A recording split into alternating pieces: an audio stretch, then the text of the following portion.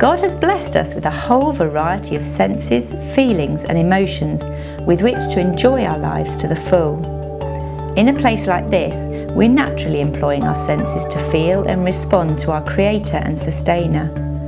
We can feel the wind, sun, rain on our skin. The beautiful sights around us bring vitality, comfort, composure. The atmosphere of peace is punctuated by evidence of the rhythms of life, and so on. In this brief overview of good practice in children's work, we would like to spend some time employing those senses and considering how they can direct us to making our work with children full of richness and diversity. This isn't an attempt to give specific answers or solutions, but rather to inspire and encourage you in your ministry with children at whatever level that may be. Don't be unnerved by the word ministry. Jesus was very, very clear about the importance of our work with children.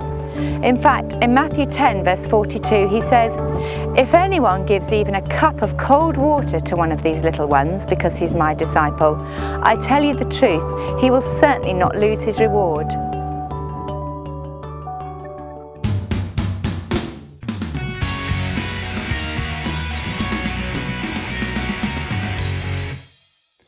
I used to hate coffee when I was little. I'd never tasted it, never tried it, never sipped it. It sounded far too grown up and far too posh for me. And then one day somebody gave me my first cup of coffee, a decaf latte. My first creamy decaf fair trade latte. And ever since then I've loved it and had cups daily. I've been missing out for years, excluding myself from something really great. If only I'd sipped earlier. Now, I hope you don't mind, but I'd like to just get a bit of a rant off my chest when it comes to children's workers, or a lot of children's workers. I feel a lot of children's workers miss out on an experience that if only they tasted it, they would discover something really great. I want to talk about three things. First thing is training. Good training can seriously encourage your children's ministry, and you can do it at any level. This DVD, get a few friends round, watch the DVD, discuss it, look at the further resources that you will find on this DVD.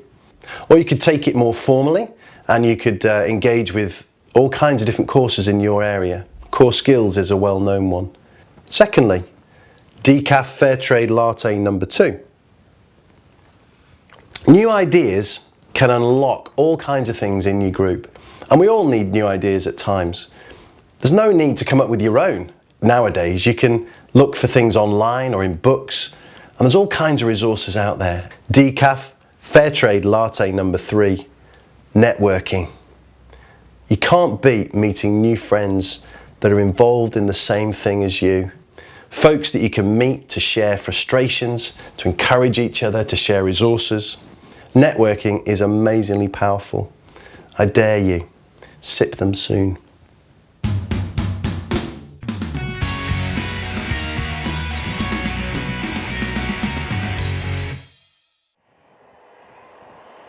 Many of us would say that we're heavily reliant on our sense of sight, that it's the visual impact of the world around us which initially has most influence on us.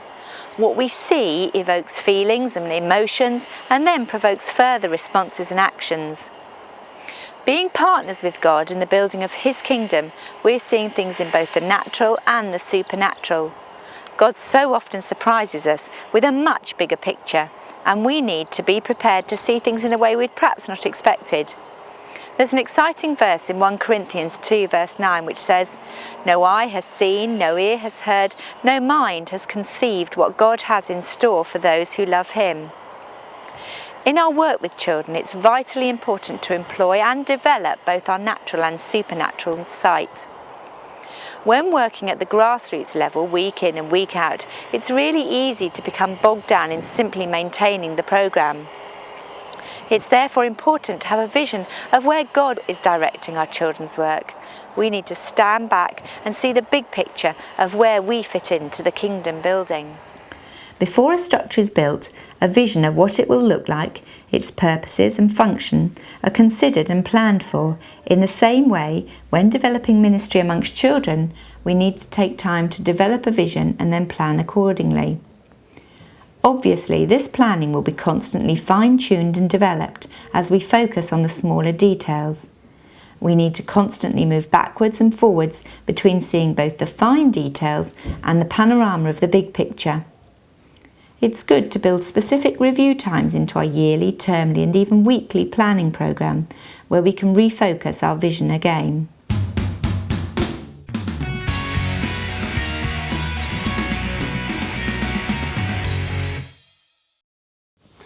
When I was a child, I lived in Africa, and my parents tell me that I loved mangoes.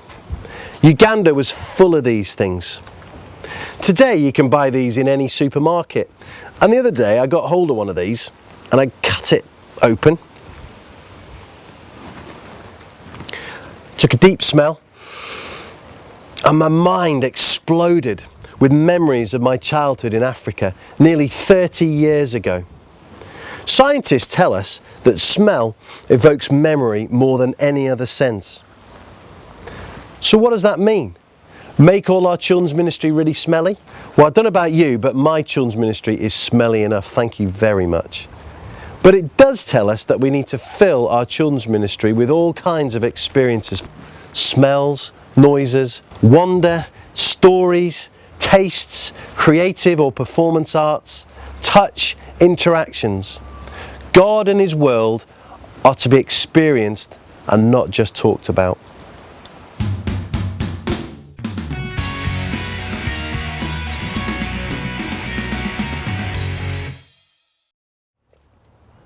It might be an obvious comment that as we have 2 ears and only 1 mouth, we should therefore do twice as much listening as we do talking. However, this is rarely the scenario. Having recently lost my voice for a number of days, it was powerfully displayed to me just how much talking I normally engage in. Loss of hearing and the ability to communicate is isolating, frustrating, and can lead to a sense of powerlessness. These feelings can be reflected in our children's work if we neglect to use our vital sense of hearing and neglect to engage in sensitive communication. Life is moving at an increasingly fast pace around us, and it's easy and sometimes attractive to become separated from the world. We need to deliberately attune ourselves to what God is saying to us and to respond to this. We also need to listen carefully to those around us. Many of the needs are loud and clamorously demand our attention, but there are other equally needy voices who are quiet and can therefore be easily overlooked. We need to listen to a variety of sources and at a variety of levels. We need to be constantly listening to God and His promptings and guidance. We need to listen to children, both those already within our care in our church communities and those we've not yet engaged with. How can we provide for them, bless them and share the good news with them? We need to think creatively about how we can engage with culture and let it inform us without it imposing upon us. Can we maintain a place of peace in the eye of the storm? We need to listen to other members of our team and those we minister with. Do we need to encourage, support, sustain or inspire them? What are their needs? We also need to be careful to listen to ourselves, to maintain our walk and talk with God.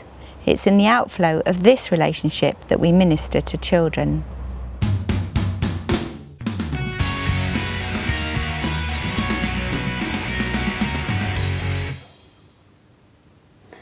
Let's assume that this is all the stuff I'm teaching today.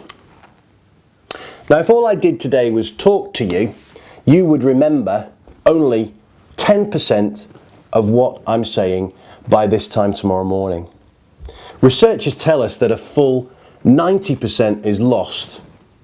What a waste of time for you and a waste of time for me.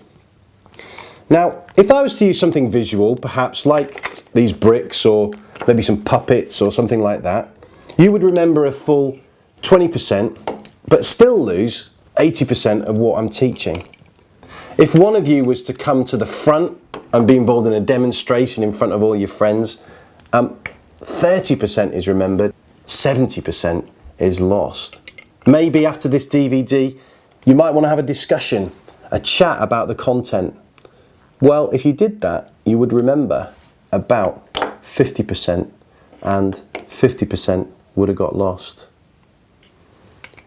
What happens if you take this stuff today and perhaps go and do some of it, learning by doing, you would remember a full 70% and only forget 30%. Best of all, which is what I'm doing, is teaching others. If you teach others, you remember a full 90% of what's going on and only 10% is lost. That's why it's good perhaps to encourage children to be involved in informal leadership, informal teaching themselves.